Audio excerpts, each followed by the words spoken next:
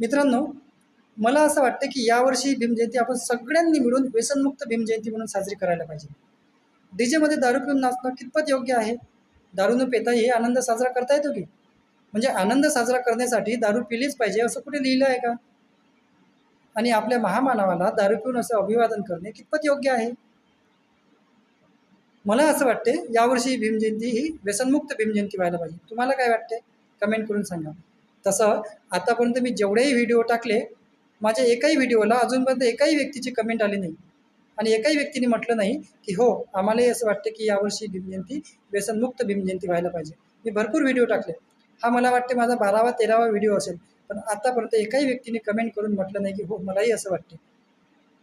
मोठ्या मुश्किलने 2-4 लोकं लाईक करतात, शेअर तर कोणी करतच नाही. का आपल्या समाजामध्ये एकही व्यक्ती असा नाही ज्याला असं वाटत असेल की मला म्हणजे त्यांनाही वाटत असेल की यावर्षी भीमजयंती व्यसनमुक्त भीमजयंती